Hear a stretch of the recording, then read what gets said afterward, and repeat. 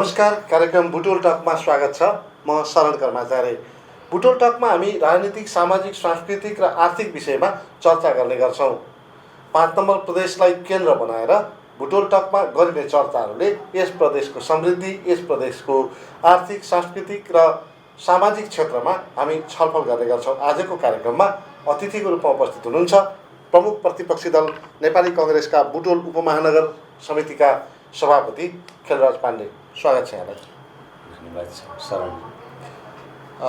खेलराजी, जस्तै हामी मुलुकको पुनर्संरचना भइसकेपछि, सङ्घीय संरचनामा गइसकेपछि एउटा दलको सरकारको अनुभूति गरिरहेका छौँ। स्थानीय तह, प्रदेश र सङ्घीय सत्तामा एउटा दलको प्रतिनिधित्व गरी सरकार बनेको छ, प्रतिपक्ष छ। कतिपय ठाउँमा नेपाली काङ्ग्रेसको पनि स्थानीय तहमा सरकार छ, प्रतिपक्षी अन्य दलहरू छन्। समग्र रूपमा राज्यको पुनर्संरचनालाई नेपाली काङ्ग्रेसले कसरी हेरिरहेको छ? सर्वप्रथम त शरणजी, 62-63 सालको जुन जनआन्दोलन भयो त्यसमा एउटा सहमतिमा 12 बुँदे सहमति मार्फत र आदरणीय नेता गिरिजाप्रसाद कोइरालाको नेतृत्वमा सबै दलको मेलमिलापको नीतिबाट हामी अगाडि बढ्यौँ र जनआन्दोलन सफल भयो र 2टा संविधान सभाको निर्वाचन पश्चात पछिल्लो समयमा आदरणीय नेता सुशील कोइराला प्रधानमन्त्री रहेको बखतमा मुलुकले संविधान प्राप्त गर्यो र त्यसको कार्यान्वयन मुलुकको स्थानीय तहको निर्वाचन, प्रदेश र प्रतिनिधि सभाको निर्वाचन मार्फत संविधानको कार्यान्वयनको तहमा हामी पुग्यौँ। यसरी 62-63 सालदेखि अहिलेसम्मलाई सरसर्ती हेर्दा हामी राजनीतिक दलहरू सफल भएको मान्नुपर्छ। सबै दलहरूको साझा कुरालाई लिएर हेर्ने हो भने कि हामीले आन्दोलनलाई पनि सफलतापूर्वक सेफ ल्यान्डिङ गऱ्यौँ। सदियौँदेखि चलेको राजतन्त्रलाई संयुक्त जनआन्दोलन मार्फत हामीले त्यसलाई एउटा टुङ्गोमा पुर्याउन सक्यौँ र यो संविधान बन्छ कि बन्दैन संविधान सभा मार्फत भन्ने जुन खालको एउटा उत्सुकता थियो त्यसलाई पनि हामीले टुङ्गोमा पुर्यायौँ र यो संविधान कार्यान्वयनका पक्षमा निर्वाचनहरू हुन सक्छन् कि सक्दैनन् भन्ने एउटा सन्तास थियो। मुलुकमा विभिन्न खालका समस्याहरू थिए, तपाईँ हामीले देखेका समस्याहरू, र त्यसको पनि टुङ्गो लगाएर स्थानीय तहको निर्वाचन, प्रदेश सभाको निर्वाचन, प्रतिनिधि सभाको निर्वाचन हामीले सफल रूपमा सम्पन्न गऱ्यौँ। यतिले मात्रै मुलुक अगाडि बढेको मान्न सकिँदैन। संविधान कार्यान्वयनका हकमा जनताले धेरै चाहनाहरू राखेका छन्। जनताका धेरै इच्छा, आकाङ्क्षा, महत्त्वाकाङ्क्षाहरू छन्। यो परिवर्तनपछि हामीले के पाउन सक्छौँ भनेर हरेक वर्ग, हरेक समुदाय र हरेक क्षेत्रले आफ्नो अधिकारको खोजीमा लागेको छ र त्यो अधिकारलाई हामीले त्यो तहसम्म स्थापित गर्न सक्छौँ वा सक्दैनौँ। हामीले खोजेको सङ्घीयता, आखिरी हामीले जेसुकै भाषामा भने पनि त्यो विकेन्द्रीकरणको कुरा हो। सङ्घीयता भनेको पनि विकेन्द्रीकरणको एउटा मूल रूप हो र यो विकेन्द्रीकरण हामीले गर्न सक्यौँ वा सकेनौँ। सङ्घीयताका कुरा उठायौँ तर शक्ति जति केन्द्रमा राख्यौँ कि त्यो सङ्घीयता मार्फत जनताका घर दैलोमा हामीले त्यो विकेन्द्रीकरणलाई हामीले लागू गर्न सक्यौँ। त्यो कुरा अहिले हेर्ने बेला आएको छ। सरकार चलाउँदै गर्दा 3 तहका सरकारले जनतालाई के खालको अनुभूति दिन सक्यौँ वा सकेनौँ। हामी बिचमा जनताका बिचमा निराशा पलाएका छन् कि आशावादी हुँदै गएका छौँ। यो सरकारको काम कारबाहीको सफलताबाट हामी उत्साहित छौँ वा निराशातिर छौँ।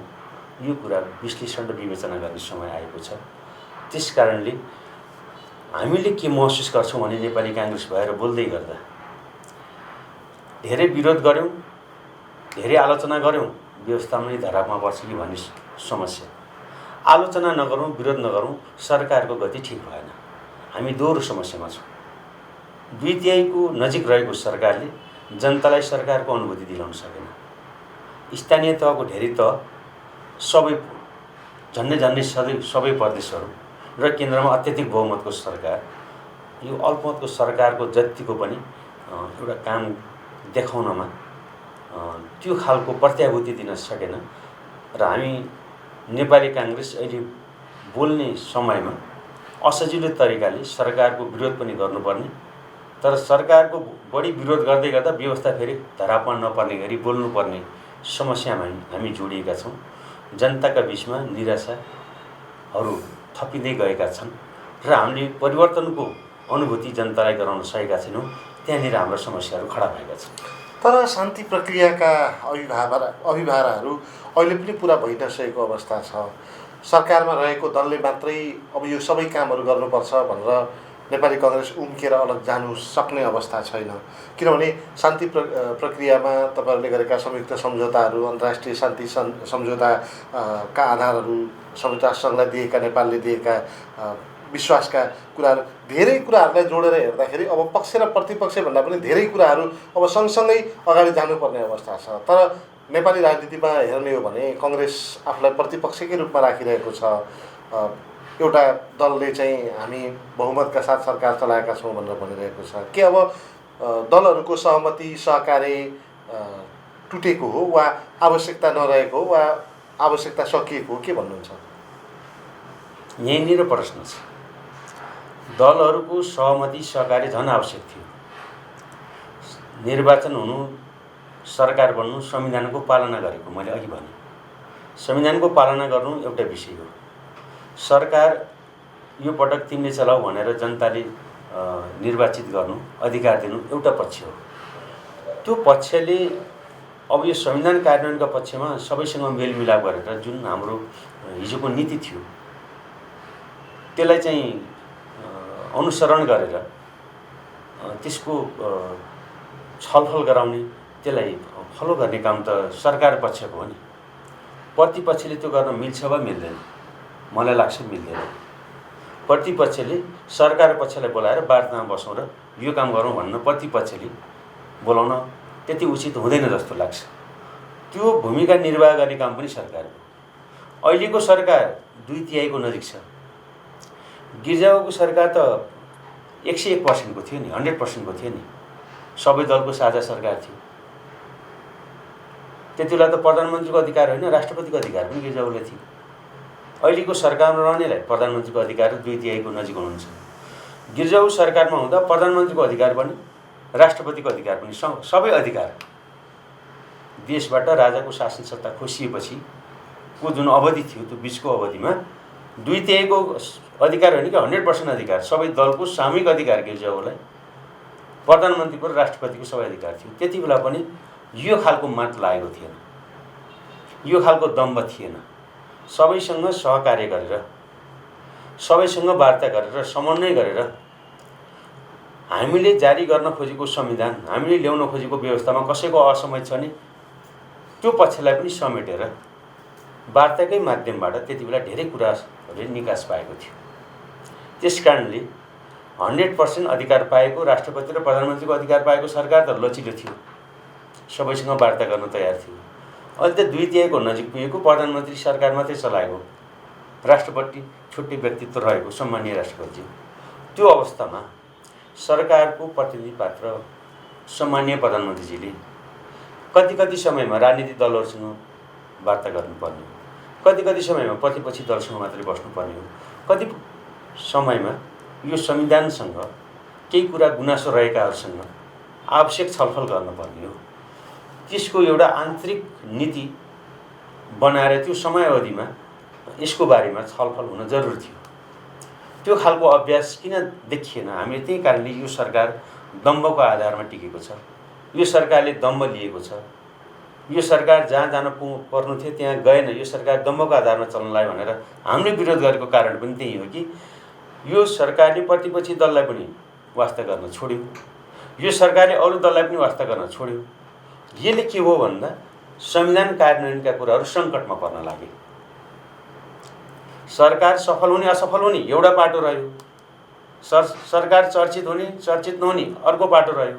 तर संविधानिक समस्यामा पर्न अरू विभिन्न खालका कुराहरू भित्रिएर चर्चामा आउने कुरा अलि स्पष्ट पारिदिनुहोस् न। जस्तै संविधान सङ्कटको कुरा गर्नुभएको छ, संवैधानिक सङ्कट, संविधान सङ्कटमा पर्ने कुरा तपाईँले उठाउनु भएको छ। अब यो सरकारले के काम त्यस्तो गर्यो जसले संविधान सङ्कटमा पर्यो? तपाईँले विरोध गर्दा व्यवस्था नै परिवर्तन हुन्छ कि भन्ने डर भयो भनेर भन्नुभएको छ। अलि जनताले बुझ्ने भाषामा यो चिजहरू चाहिँ संविधान विपरीत काम गर्यो, यसरी संविधान सङ्कटमा पर्यो भनेर बुझाइदिनु न। होइन, अहिले हामीले सरस्वती हेरेका छौँ। हिजो त्यत्रो ठुलो विद्रोह थियो माओवादीको, आज पनि त्यसमा केही चित्त नबुझाएको एउटा समूह छ। उनीहरूसँगको वार्ताको सम्भावनै छैन। उनीहरूलाई बलले नियन्त्रणमा लिने हो कि विचारले लिने हो, छलफलले लिने हो? त्यसका लागि सरकारभित्र परामर्श र अरू राजनीतिक दलसँग थप परामर्श भएको कहाँनिर छ? बलले लिन खोजेको भने पनि त्यो प्रश्नता आएन, छलफलले लिन खोजेको भने पनि प्रश्नता आएन। त्यस कारणले यो सरकार त्यहाँनिर संविधान कार्यान्वयन गर्नेमा पछाडि हटेको देख्छु। अहिले अति हिन्दूवादीहरूका नाममा पनि केही कुराहरू अगाडि आउन खोजेका छन्। मतलब यो संविधान कार्यान्वयनका कुरामा कता न कतैबाट केही छिद्रहरू प्रवेश गर्ने स्थितिमा मुलुक हुन्छ कि भन्ने सबैतिरबाट तपाईँहरूले पनि बेला बेलामा भनिराख्नु भएको छ नि, मिडियाका साथीहरूले। ती कुराहरू आइरहेका छन्। भोलि कहीँ कतै समस्या भयो भने सरकारले धान्नै नसक्ने गरी कुनै विषय प्रवेश नगर्ला भन्ने के छ? अनि त्यो सरकार त्यस्ता कुरामा असफल भयो भने सरकारमा बसेकाले जिम्मेवारी कम लिने, हामी बाहिर बसेकाले जिम्मेवारी बढी लिनुपर्ने समय पनि आउन सक्छ। हामी यो साझा मुद्दामा सरकारले नखोजे पनि, त्यो दलले नखोजे पनि साझा मुद्दामा हामी अहिले पनि गम्भीर छौँ। त्यस कारणले सरकारले भोलि आउने कुरालाई अहिले गम्भीरतापूर्वक लिएको छैन। माओवादी समस्या समाधानका कुरालाई हेर्न सकिन्छ, अलिकति कोट्याउने धार्मिक र सांस्कृतिक कुराहरूलाई हेर्न सकिन्छ। मैले अघि नै पनि अलिकति कोट्याउन खोजेँ। शान्ति प्रक्रियाका धेरै कुराहरू बाँकी छन्। सत्य निरूपण तथा मेलमिलाप आयोगका कुराहरू छन्। युद्धकालमा विद्रोही पक्षबाट र राज्य पक्षबाट कतिपय अवस्थामा रुल एन्ड रेगुलेसनभन्दा बाहिर गएर हत्या हिंसाका घटनाहरू भएका कुराहरू पनि छन्। त्यस क्षेत्रमा तत्कालीन सरकार प्रमुखको हैसियतले नेपाली कङ्ग्रेसका नेताहरू पनि संलग्न हुनुहुन्छ होला। माओवादीका नेताहरू पनि विदेश जान सक्ने अवस्था नरहेको भनेर भन्ने चर्चा पनि हामी आफै गर्ने गर्छौँ। अझै पनि कतिपय टिप्पणीकारहरूले बेला बखत ह्याक वा अन्तर्राष्ट्रिय जेनेभा महासन्धिको विपरीत भएका युद्धका कानुनहरू अहिले पनि उब्जाउन सकिन्छ। माओवादीका नेताहरू वा तत्कालीन सरकारका प्रतिनिधित्व गर्ने नेताहरूलाई त्यो मुद्दामा चाहिँ राख्न सकिन्छ भन्ने चर्चा पनि गरेको सुनिन्छ। यो दायित्व पुरा गर्ने जिम्मेवारी भन्ने कुरा त तत्कालीन अहिले भनेको नेकपा, नेपाली कङ्ग्रेस सबैको साझा दायित्व हो जस्तो लाग्छ। तपाईँलाई के लाग्छ? हामीले कहिले होइन भन्यौँ।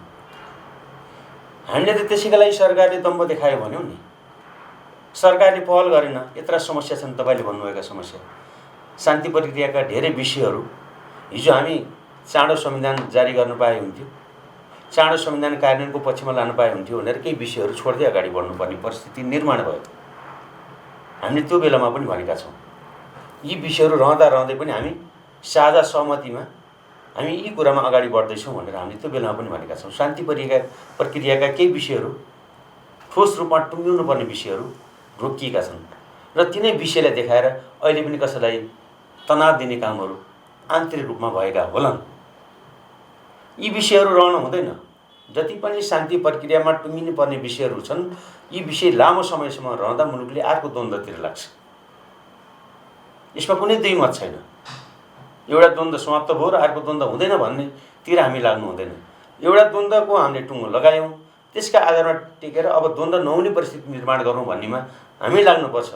र यो सरकारले त्यो लाग्नतिर नखोजिकन आफूले ल्याएको मतका आधारमा सरकार चलाउने दम्ब देखाएर प्रतिपक्षी दल पनि खोजेन। प्रतिपक्षी दल नखोज्नेले अरू दल खोज्ने कुरै रहेन। हामी त्यहीँनिर छौँ जहिले पनि। र यो सरकारले पहल गरोस्, सरकार सफल होस्, सरकारले राम्रो काम गरोस्, शान्ति प्रक्रियामा बाँकी रहेका कुराहरू पनि सबै राजनीतिक दललाई साथमा राखेर टुङ्गो लगाओस् र अब आउने समस्याहरूका बारेमा पनि अग्रिमै छलफल गरोस्। समस्या आएपछि छलफल गर्ने होइन। कहिलेकाहीँ के हुन्छ नि, समस्या आउँदासम्म धेरै ढिलो भइसकेको हुन्छ। त्यस कारणले अहिले पनि जे जति संविधानका बारेमा रहेका समस्याहरू छन्, निर्वाचनको बेलामा पनि मधेसमा धेरै समस्याहरू थिए, तत्काल वार्ताबाट ती कुराहरूलाई सम्बोधन गरेर निर्वाचनहरू सफल भए। त्यस कारणले यो सरकारले एउटा पनि यस्तो परिस्थिति निर्माण गर्न सकेन कि यस्तो समयमा अत्यन्त बहुमतको सरकार हुँदा, अत्यन्त शक्तिशाली सरकार हुँदा, अत्यन्त निरीह सरकार जस्तो व्यवहारमा त्यो खालको देखियो। बाहिर कुनै दललाई पनि समायोजन गर्न नसक्ने, कुनै दलसँग पनि वार्ता गर्न नसक्ने, छलफल गर्न नसक्ने, सरकार चलाउने विषय बाहेक अरू यी समग्र साझा मुद्दामा हामी बस्न सकिन्छ नि, त्यसको नेतृत्व नगर्ने र त्यसको अब्जस प्रतिपक्षी दलले लिनुपर्ने हो भने कति पर्सेन्ट हाम्रा भागमा पर्छ हामी लिन तयार छौँ। तर सरकारमा बसेका दलले यसको चासो नलिएका कारणले लिनुपर्ने अवसर पनि त उहाँले लिनु पर्यो नि। त्यस कारण संसारमा के गरिन्छ भने सरकारमा बस्ने दलले प्रतिपक्षलाई गाली गर्ने, अरू दललाई गाली गर्ने गरिन्न। नेपाल मात्रै यस्तो देश हो सरकारमा बस्ने अरू दललाई गाली गर्नमा समय खर्च गरेर सरकार चलिरहेको छ। यो राम्रो सङ्केत होइन भन्ने हाम्रो कुरा हो। सामान्यतया संसदीय व्यवस्थामा प्रतिपक्षले दह्रो ढङ्गले प्रस्तुत नगरिदिएको अवस्थामा, प्रतिपक्ष बलियो तरिकाले उभिदिन नसकेको अवस्थामा सरकार तानासा भन्छ, सरकार अलिकति दम्भ प्रकट गर्ने सम्भावना रहन्छ भनेर नै संसदीय व्यवस्थालाई प्रजातान्त्रिक व्यवस्था हो भनेर भन्ने गरिन्छ। पछिल्लो समय विश्लेषकहरू काङ्ग्रेस जो प्रमुख प्रतिपक्षी दलको रूपमा स्थापित छ उसले उठाइएका मुद्दाहरू, उजागर गरेका मुद्दाहरू बिचैमा छोडिदिने, किनारासम्म नपुर्याउने, भित्तामा नपुर्याउने र ती मुद्दाहरूमा आफै अल्झिने जस्ता क्रियाकलापहरूले गर्दाखेरि सरकारलाई सचेत बनाउनको लागि काङ्ग्रेसले जुन किसिमको भूमिका निभाउनु पर्थ्यो भूमिका निभाउन सकेन भन्ने कुराहरू पनि आइरहेका छन्। कस्तो लाग्छ तपाईँलाई? होला त कि काङ्ग्रेसले प्रतिपक्षको रूपमा निरन्तर केही मुद्दाहरू चरको रूपमा उठाइराख्नु पर्थ्यो। कतिपय हाम्रा स्वभावहरू पनि यस्ता छन्, हामी अलिक चरको पारामा छैनौँ। हामीले पेस गर्ने कुराहरू एउटा पद्धतिमा हुन्छ र त्यो नियमित हाम्रा मान्य संसदजीहरूले त्यो कुरा सदनमा पनि उठाउनु भएको छ। हामीले कहिलेकाहीँ साङ्केतिक रूपमा सडकमा पनि उठाएका छौँ। अघि नै भने नि कति कठिन अवस्था छ। धेरै चरको विरोध गरौँ, ल प्रतिपक्षले कामै गर्न दिएन, सरकार अप्ठ्यारो अवस्थामा छ, संविधान कार्यान्वयन गर्ने पर्ने अवस्थामा सरकार छ र अहिले मुलुक सङ्कटमा छ, संविधान कार्यान्वयन गर्ने चुनौती छ। यो बेलामा प्रतिपक्ष संविधान कार्यान्वयन गर्ने बेलामा त्यति चाहिँ व्यावहारिक बन्न सकेन भन्ने आरोप लाग्न सक्छ। विरोध नगरौँ, फेरि यो प्रतिपक्ष कहाँ गयो भनेर प्रधानमन्त्रीले पनि बारम्बार भन्नुहुन्छ। हाम्रै पार्टीका साथीहरूले पनि र अरू आम जनसमुदायले पनि नेपाली काङ्ग्रेस किन प्रतिपक्षको भूमिका निर्वाह गर्नमा पछाडि परेको छ भनेर फेरि हामीमाथि शङ्काको दृष्टिकोणले हेर्नुहुन्छ। यी दुईटै चुनौतीका बिचमा अहिले नेपाली काङ्ग्रेस छ। मतलब प्रतिपक्षमा हुँदा पनि नेपाली काङ्ग्रेस जिम्मेवार बन्नु परेको छ।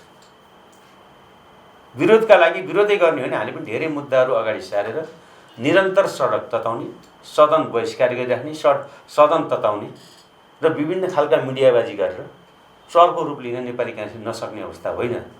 त्यो खालको क्षमता नभएको पार्टी होइन। तर यति गरिसकेपछि अहिले केही नगर्दा पनि मुलुकमा संविधान कार्यान्वयन गर्ने कुरालाई थेक्न नसकेको यो सरकारले हामी त्यतापट्टि लम्किसकेपछि फेरि यो कार्यान्वयन गर्ने कुरामा सरकारले आफ्नो सबै जिम्मेवारी प्रतिपक्षलाई बुझाएर यो काम गर्न नदिने भनेको त प्रतिपक्ष हो, नेपाली काङ्ग्रेस हो। संसदीय व्यवस्थालाई नेपाली काङ्ग्रेसले नै बलियो गराउन चाहेन भन्ने खालको आरोप हामीमाथि खन्याएर उम्किएर फेरि उहाँहरू पनि साइडमा लाग्न सक्नुहुन्छ। उहाँहरूको जिम्मेवारी पनि गर्ने हो। आज ठिक दिनमा छौँ। बुटुलको उपमहानगरपालिकाको निर्वाचन घोषणा भएको आज 2 वर्ष पुरा भएको छ र बुटुल उपमहानगरपालिका देशकै समृद्ध आर्थिक केन्द्र बन्न सक्थ्यो। त्योतिर यो उपमहानगरपालिका र यहाँ निर्वाचित जनप्रतिनिधिहरू त्यता लाग्नुभयो कि भएन, यो विश्लेषण गर्ने बेला आएको छ। यहाँका जनताहरूले सोध्दै हुनुहुन्छ, हामीले हिजो त्यत्रो सङ्घर्षबाट जुन परिवर्तन ल्यायौँ, स्थानीय जनप्रतिनिधिहरूले त्यो कुरालाई किन चटक्कै बिर्सनुभयो? हिजो यहाँ सडकमा सँगै आन्दोलन भएको कुरालाई उहाँहरूले बिर्सेर आज फरक खालको व्यक्ति हुँ भन्ने खालको भ्रम उहाँहरूलाई किन पर्यो भन्ने कुरा बुटोलका चोकचोकमा उठ्न थालेका छन्। त्यस कारणले जोसुकै जनप्रतिनिधि भए पनि आफ्नो कार्यकाल सिद्धेपछि यहीँका जनताका बिचमा रहनुपर्छ। हामी एकछिनका लागि त्यहाँ जनताले पुर्याएको पात्र मात्र नहौँ। त्यस कारणले त्यो पात्रलाई दिएको जिम्मेवारी हामीले ठिक किसिमले पुरा गर्न खोज्यौँ कि खोजिनौँ भन्ने कुरा जनताले पनि मूल्याङ्कन गरिरहेका हुन्छन्। त्यस कारणले अहिले मलाई यति नै भन्नु छ कि 2 वर्षको कार्यकालको अवधिमा स्थानीय तहका हकमा बुटुल उपमहानगरपालिका खरो रूपमा उतर्न सकेन। धेरै मौकाहरू बुटुल उपमहानगरपालिकाले गुमाएको छ, चुकाएको छ। हिजो जसरी सबै राजनीतिक दलहरू त्यहाँ गएर सहकार्य गर्दाखेरि एउटा उत्साह थियो बुटुलमा, बुटवल देशकै आर्थिक केन्द्र बन्न सक्छ भन्ने हाम्रो समीक्षा थियो। आज त्योबाट बुटवल धेरै टाढिएको अनुभूति हामीले गरेका छौँ। त्यसकारणले बुटवलका जनप्रतिनिधि विशेषतः यहाँको मेयर त्यो कुरामा असफल हुनुभएको कुरा प्रमाणित भएको छ। आफ्नो अमूल्य समय प्रदान गर्नुभयो र बुटवल टकमा आइदिनु भयो, त्यसको लागि यहाँलाई धेरै धेरै धन्यवाद। आदरणीय दर्शक, आजको बुटवल टकको निर्धारित समय सकिएको छ। अर्को हप्ता फेरि अर्को विषय, अर्को अतिथि र अर्को प्रसङ्गका साथ हामी उपस्थित हुने नै छौँ। क्यामेरामा दिनेश श्रेष्ठका साथ म शरण कर्माचार्य बिदा हुन्छु। गाउँ सहर र दुनियाँ बिउजाउने हाम्रो अभियान जारी छ। तपाईँ एबिसी न्युज हेर्दै गर्नुहोला। नमस्कार।